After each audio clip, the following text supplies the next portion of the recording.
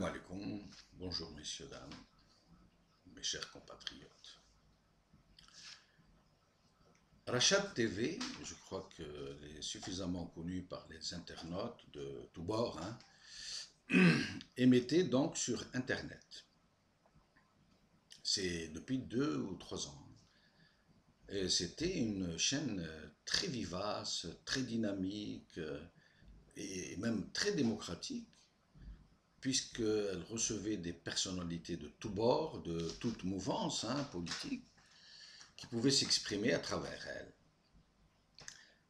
Mais les gens de Rachad, nos compatriotes de Rachad, euh, ont toujours été convaincus que cela n'était pas suffisant, que l'émission via Internet était très limitée et qu'elle ne touchait pas euh, un certain nombre de nos compatriotes dans le pays, pour ne pas dire qu'elle ne touchait qu'une partie très très infime de de la population algérienne.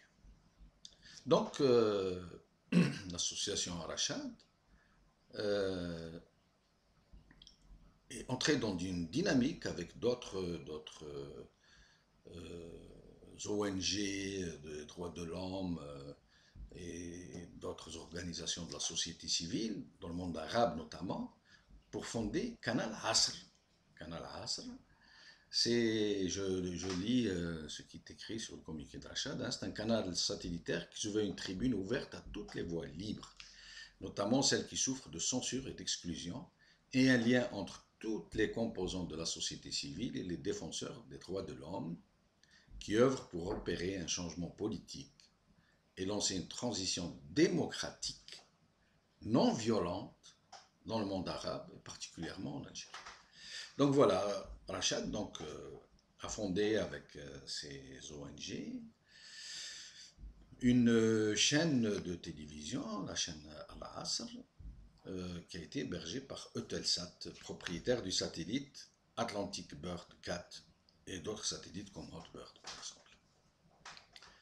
Donc voilà, Rachad émet un communiqué dans lequel nous apprend qu'elle commencera à émettre le 11 juin à 20 heures heure algérienne.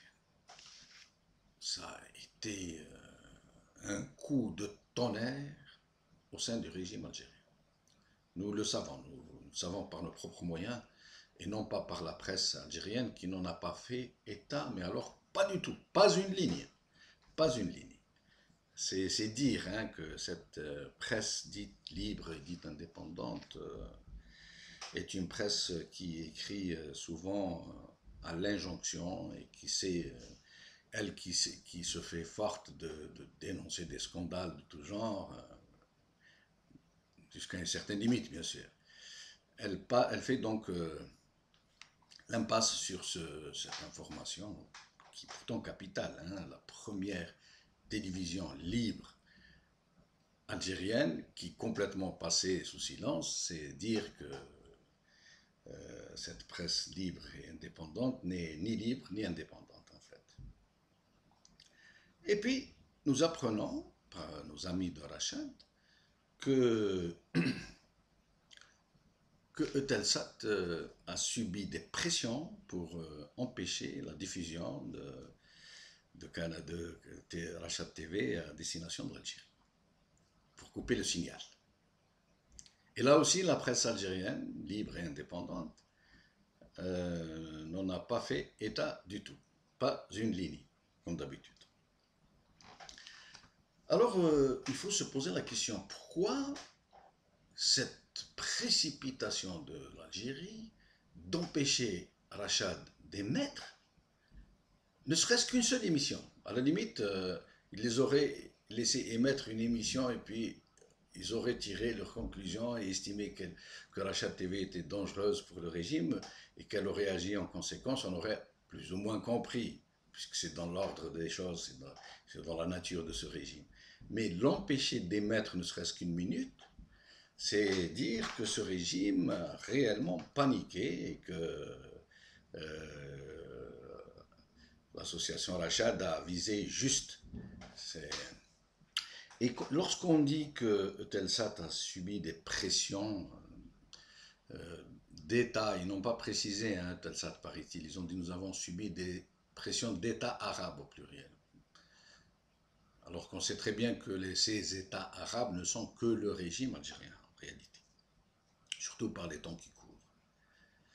Alors, il faut se poser la question donc, pourquoi ce régime C'est parce que, tout simplement, que ce régime sait que tant qu'il maintiendra la population algérienne, le peuple algérien, dans un état de totale désinformation et dans un état d'ignorance de ce qui se passe réellement dans les faits dans ce pays, ce régime pourra se perpétuer et pourra donc s'accrocher au pouvoir tout le temps qu'il lui faudra pour piller, continuer à piller les ressources naturelles du pays, à imposer ses dictats. Mais que si demain des voix libres réussissent à faire parvenir leur message au peuple algérien, notamment à l'Algérie profonde, eh bien, ce jour-là, le peuple algérien va découvrir l'ampleur des dégâts et à ce moment-là, une fusion pourrait se créer au sein de ce peuple. Et ce peuple, comme tous les peuples qui aspirent à la dignité, à la liberté, à la préservation de l'avenir des générations futures, ce peuple-là donc pourrait balayer le régime.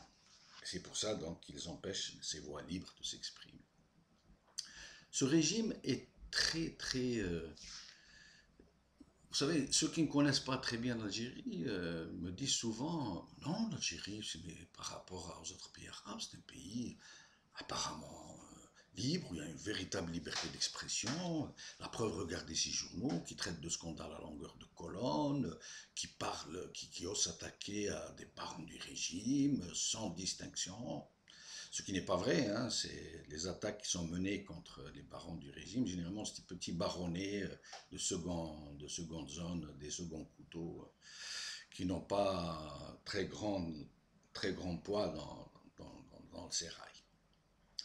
Et même, si cette presse s'exprimait en fait sur ces problèmes, il faut savoir que la presse algérienne, tout titre confondu, hein, arabophone, francophone, toutes les tendances politiques, si tant est qu'il y ait des tendances politiques dans la presse algérienne, ce qui m'étonnerait fort. Eh bien, toute cette presse-là, en réalité, elle n'est lue que par moins de 3% de la population adulte algérienne. C'est dire, hein, et encore, dans ces 3% de la population adulte qui lisent les journaux algériens, ils ne lisent pas tous ces 3%. Parce que les articles, par exemple, assez élaborés, des analyses politiques ou des enquêtes, ne sont lus que par une infime partie de ces 2 ou 3%. Et donc, le régime algérien est assuré d'avoir fait d'une pierre deux coups. D'un côté, euh, et sa façade officielle vis-à-vis des opinions internationales, il se montre sous son jour le plus favorable, le pays où il y a une presse libre qui s'exprime, etc. Et d'un autre côté, il est assuré que la quasi-totalité de la population algérienne ne lit pas cette presse et donc n'est pas au courant de ce qui s'est dit. Encore que ce qui s'est dit n'est pas très grave pour le régime généralement. Hein. Mais d'un autre côté, l'État algérien est très vigilant pour ce qui est de la radio et de la télévision. Là, il n'y a pas de privatisation. Les radios algériennes et la télévision algérienne, qu'on appelle l'unique en Algérie, sont des organes étatiques. Et le régime a tout fait pour décourager toute initiative visant à créer une télévision libre. L'affaire Khalifa Abdelmoumen est là pour nous le rappeler. Ce Khalifa Abdelmoumene que le régime a créé, hein, qu'il a financé, à qui il a permis de dilapider des milliards de dollars, à un moment où les caisses de l'État n'étaient pas aussi pleines qu'aujourd'hui. Hein. Eh bien, Khalifa, lorsqu'il a voulu créer une chaîne de télévision, il l'avait créée en France, il a reçu une injonction du président lui-même qui lui a dit non, non, je ne souhaite pas que vous lanciez cette télévision. Il n'a pas compris, il a voulu persévérer parce qu'il y avait d'autres membres du régime qui le poussaient, parce qu'il y a des luttes de clans dans le régime, des luttes de clans entre eux. Et donc, certains barons, comme l'Arbi Belkhair, paraît-il, hein, lui auraient demandé de persévérer dans la création d'une télévision parce qu'il voulait se servir de cette télévision pour faire contrepoids à notre clan, le clan présidentiel en l'occurrence. Et donc, il n'a pas voulu. Alors, l'État algérien a fait pression sur l'État français. Et du jour au lendemain, le CSA qui avait accordé l'autorisation d'émettre à Khalifa TV se réveille et interdit à Khalifa d'émettre sous des prétextes fallacieux tirés par les cheveux, etc. Khalifa déménage sa télévision à Londres, d'où il compte émettre, et là, le régime algérien n'a rien pu faire pour bloquer l'initiative. Et Khalifa continue sa lancée, mais bon, ils l'ont vite rattrapé, ils lui ont provoqué un scandale financier immense. Hein. Eux-mêmes, ceux-là même qui l'avaient financé, qui lui avaient ouvert les portes des banques algériennes, qui lui avaient permis de devenir la compagnie aérienne la plus importante du pays, et l'une des banques les plus importantes du pays, du jour au lendemain, ils l'ont descendu de son piédestal et les sociétés ont explosé, ces sociétés ont explosé en France, en Algérie. Ces compagnies aériennes, ces avions, ces banques, tout est parti en l'air du jour au lendemain. Et le bonhomme est toujours sous le coup d'une demande d'extradition. C'est dire, hein. Donc, ce régime n'acceptera jamais que des télévisions libres émettent à destination de l'Algérie.